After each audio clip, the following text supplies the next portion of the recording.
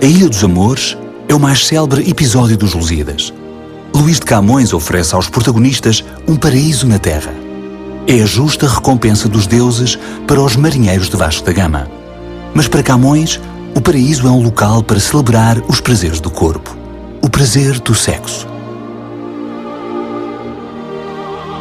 A cena é explícita. Um grupo de marinheiros arriba a uma ilha desconhecida. Estão cansados e com o desalento na alma. A ilha está repleta de jovens e belas ninfas que rapidamente sucumbem aos desejos irreprimíveis dos sôfregos machos.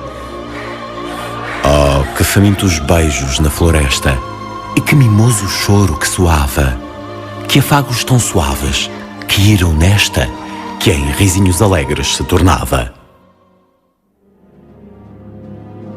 Em 1572, sexo é, no entanto, uma palavra interdita. O corpo não é fonte de prazer, é antes objeto de castigo severo, de renúncia, de suplício. O Santo Ofício da Inquisição reina absoluto sobre as matérias da carne e do espírito. A luxúria conduz à tortura e à fogueira. Qual terá sido a reação do Santo Ofício aos versos de Camões? Frei Bartolomeu Ferreira, censor da Inquisição, escreve: Vi, por mandado da Santa e Geral Inquisição, estes 10 cantos dos Lusíadas de Luís de Camões, dos valorosos feitos em armas que os portugueses fizeram em Ásia e Europa, e não achei neles coisa alguma escandalosa, nem contrária à fé e bons costumes. 400 anos depois, o enigma persiste. A primeira edição dos Lusíadas foi uma espécie de milagre? O que permitiu a Camões obter da Inquisição um parecer elogioso para blasfémias tão provocadoras?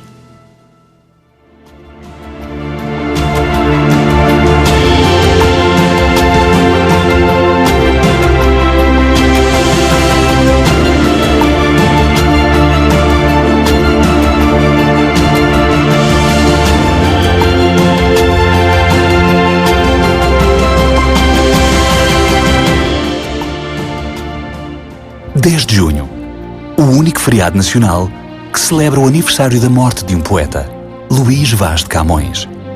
É oficialmente o Dia de Portugal e Camões é o poeta oficial da pátria. Os Lusíadas é a sua Bíblia definitiva. As armas e os barões assinalados, que da ocidental praia lusitana, por mares nunca dantes navegados, passaram ainda além da Taprobana. Poucos são os portugueses que não conhecem os primeiros versos dos Lusíadas. Mas quantos conhecem a obra de facto? Olhar para alguém lendo os Lusíadas num espaço público convoca uma ideia de estudo e dever a cumprir. É um livro que se lê por obrigação, porque se trata de uma obra difícil? Sem dúvida. Mas também porque os Lusíadas têm sido usados como peça central no projeto de construção da identidade nacional.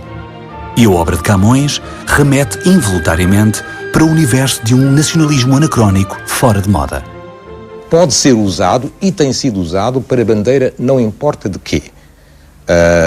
Sei lá, da democracia ou fascismo. E nós vemos isso, por exemplo, no século XIX, é tão importante para liberais como para legitimistas, é tão importante depois para a propaganda republicana como para a reação monárquica a essa propaganda, é tão importante para a Primeira República como depois para o Estado Novo.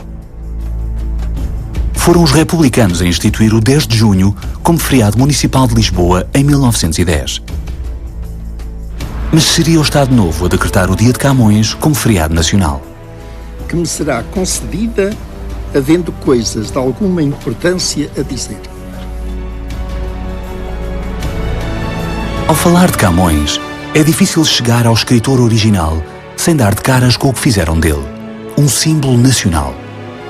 Será impossível falar dos Lusíadas apenas por aquilo que são, em primeiro lugar, uma das obras-primas da literatura mundial? Uma das razões pelas quais os Lusíadas se afirmam logo como uma obra-prima e foi a razão principal para logo ser Camões considerado o príncipe dos poetas portugueses, depois o príncipe dos poetas da Península Ibérica no seu tempo e um dos maiores da Europa, é porque ele ao mesmo tempo, sendo uma epopeia, é uma epopeia que é ao mesmo tempo um canto de exaltação e um canto já de crise. Os Lusíadas foram publicados em 1572 no final de um século prodigioso. A ação acompanha a histórica viagem realizada por Vasco da Gama à Índia em 1497. Ao mesmo tempo, descreve a grande aventura dos portugueses desde a fundação da nacionalidade. Mas ele está a escrever quase um século depois, 70 e tal anos depois disso ter acontecido. E Portugal mudou, entretanto. E está em crise. Portanto, ali a aura do canto imperial começa a empalidecer e, por outro lado, a própria visão do homem já não é tão confiante, tão exaltante como a que seria próprio de um poema puramente renascentista. Para o Portugal contemporâneo e periférico, é difícil imaginar o que será estar no centro do mundo. Mas no século XVI, o mundo era literalmente dos portugueses. Metade do mundo, para ser exato. As coroas portuguesa e espanhola tinham, por iniciativa própria, repartido entre si os dois hemisférios do globo. E os portugueses esticavam-se temerários de uma ponta à outra da metade que lhes coubera. De África tem marítimos assentos. É na Ásia mais que todos soberana. Na quarta parte nova os campos ara. E se mais mundo houvera, lá chegara. Era um momento da história em que todas as possibilidades estavam em aberto. O avanço científico e tecnológico dos portugueses sustentava fabulosas ilusões de grandeza. Garcia de Horta expressa-o de forma exemplar. Digo que se sabe mais em um dia agora pelos portugueses do que se sabia em 100 anos pelos romanos. No contexto de tal realidade histórica, era natural a tentativa de celebrar em literatura os feitos da nação. Camões é um homem sem imaginação. Sem imaginação. É um homem que não precisa de imaginar. A realidade para ele dá-lhe matéria completa para fazer a espantosa lírica, que para mim é muito superior à épica. Mas a língua portuguesa era ainda rude e vulgar. Na corte, entre 1501 e 1536, as peças de Gil Vicente representavam-se em castelhano. As aulas eram dadas em latim, a língua erudita. A primeira gramática portuguesa data apenas de 1536. Os portugueses tinham-se afirmado como nação imperial, mas faltava à língua portuguesa idêntico prestígio no plano internacional. E o poema épico representava o mais alto desígnio a que uma língua podia aspirar.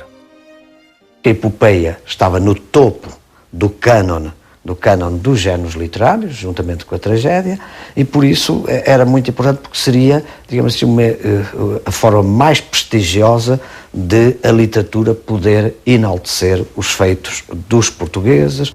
Outros poetas e escritores tentaram a escrita de uma epopeia em português. Diogo de Couto, Fernão Lopes de Castanheda, João de Barros, António Ferreira. Mas apenas Camões foi capaz de levar a bom porto esse projeto nacional. Ele tinha uma capacidade fabulosa de manipular o idioma e de transformar a prosa em verso. Todas as estrofes do Camões são lapidares. A gente lê aquilo é lapidar. Há uma ironia amarga nisto. Do homem de quem herdámos uma história, pouco sabemos da sua própria história. Sobre a vida de Camões, são mais os mitos que circulam do que os factos comprovados. E não existe um único documento hoje sobre Camões, sabe que